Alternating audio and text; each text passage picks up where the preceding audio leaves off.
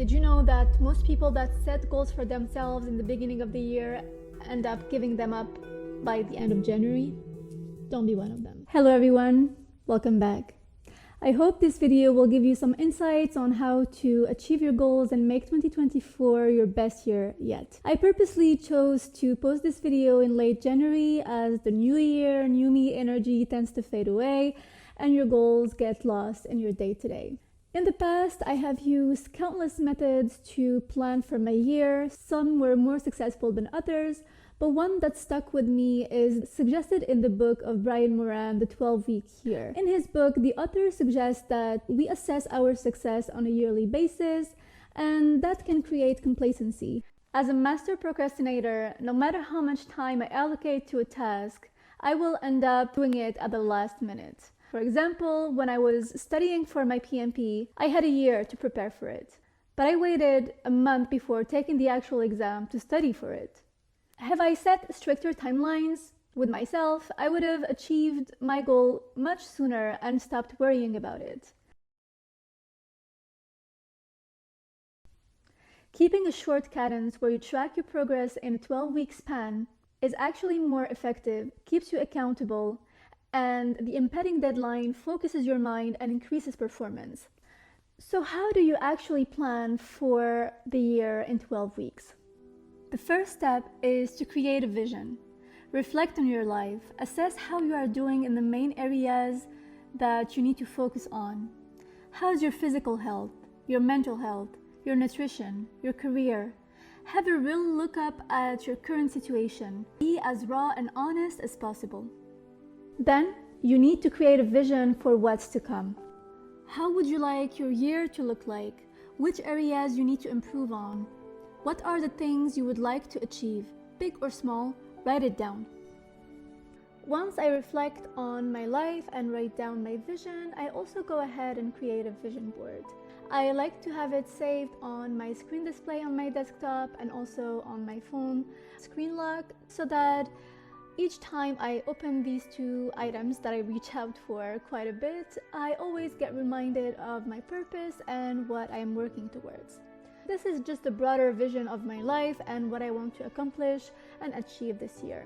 You can either create your vision board on Canva or on Pinterest. You can browse through different pictures and inspirational quotes, and then you just make a collage of all of the things that inspire you. Do not overcomplicate it. This is just a visual for what you want to achieve in life. It can be aspirational. To me, it has worked tremendously. For the past 3 years, I've been creating a vision board. At least 80% of my vision comes to life. The items that don't come to life, either I'm not really uber focused on them or they manifest a year later. Having a vision is definitely important. So now I'm going to show you how I actually track my habits and my goals. I do that on Notion. You can go the fancy way by downloading some templates that are on Etsy or on Pinterest. I chose to create my own on Notion, a very simple one, straight to the point. I can share it with you if you want to use the same. I just find it easier because it's really catered to my needs and what I want to track in the next 12 weeks. So I'm going to go ahead and guide you through my Notion template, how I structured it, and what's the purpose of each section, so that you have an idea on how I'm going to schedule my goals for the next 12 weeks. So as you can see here, I have my 3 big goals that are laid out. Obviously you can have more, but I prefer to keep it on the shorter side so that I don't get too overwhelmed when achieving my goals. Sometimes when you have a list that is way too long, you just get overwhelmed and you don't get anything done, and that's why I'm keeping mine fairly simple. The first goal that I have for myself is health and wellness. I want to lose 2 kg, and whilst I'm doing that, maintain muscle and lose fat, which is not the easiest to do, but obviously I'll do my best to achieve that. In the past year, I have gained quite a bit of weight, so that's my goal for Q1, or at least for the next 12 weeks. In terms of relationships, I want to spend more quality time with my loved one. For career, I put start YouTube and publish at least 2 videos per month. I wanted to put 1 each week, but the learning curve is quite steep for YouTube. So, I wanted to give myself realistic goals. And then if I'm able to publish more, then I'm definitely going to do that. So once you have your 3 big goals, or however many you want, you then turn them into action items. You divide each bucket into different categories. For health and wellness, I have the physical and mental part. In order for me to achieve my goals of losing 2 kg, I want to work out at least 4 times a week, 3 times a week weight training, and then 1 time Pilates.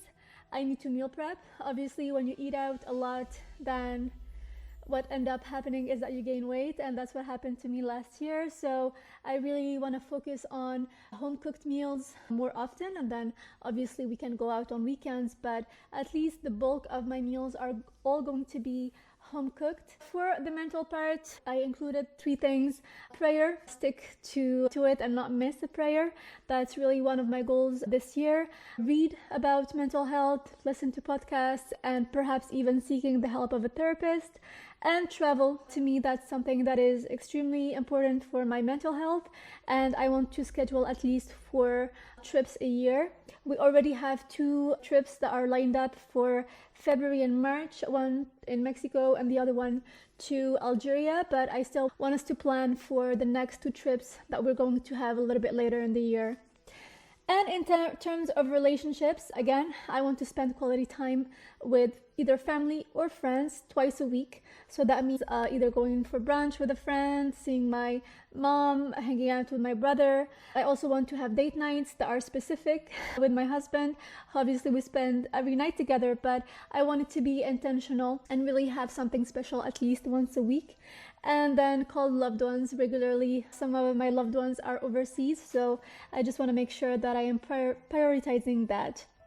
And for career, I just put YouTube. Obviously, I have my 9 to 5 at Microsoft, and I'm adding an extra layer with YouTube. So for that, I just need to script and film and edit. So that's already a lot on its own. I wanted to add career and finance and focus on other financial stuff, but honestly, I have quite a bit with all of that, and I just don't want to overwhelm myself like I just said. So, oh my God, I spoke so fast. All right, now we're going to get into the weekly review, right?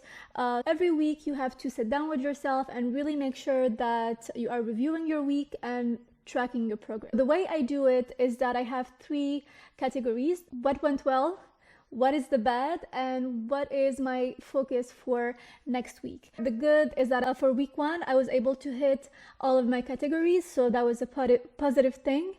The bad is that I only worked out 2 days out of 4, which is not ideal. And my next week's focus is obviously working out, because that's what I lacked in the second category. I have created a tracker for all of my habits. I have every day of the week. Whenever I am able to achieve something, I just tick it off.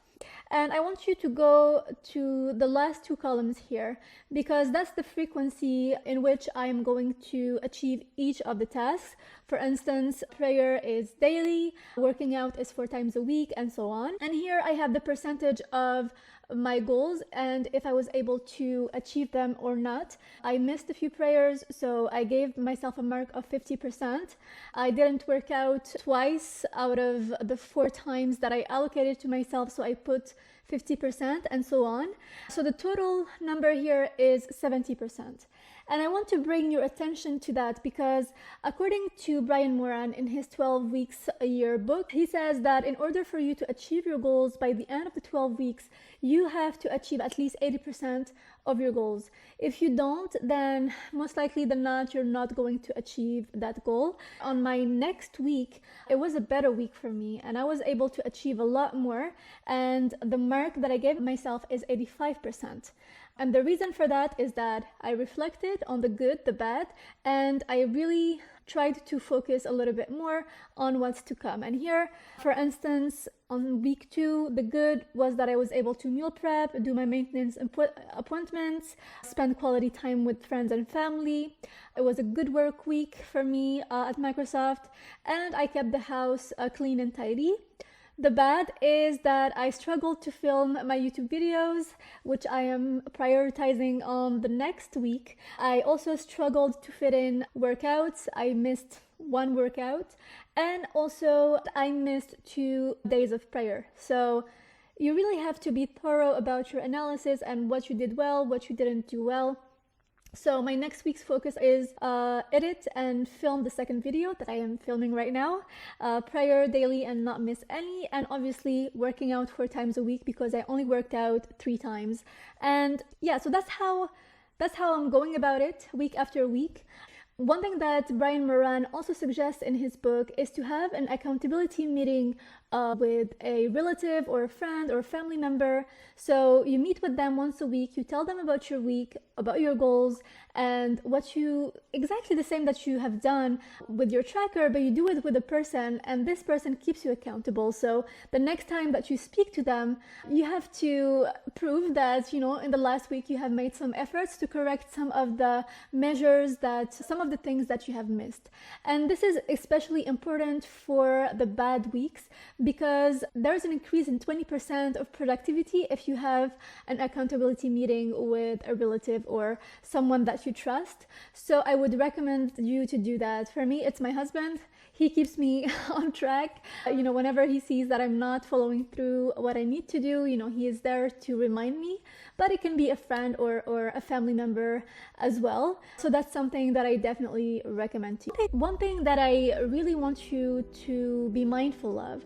So obviously we are here on a grind. We want to achieve all of our goals, and we are making sure that we are hitting all of our categories and planning for it and doing everything that it takes to make it happen.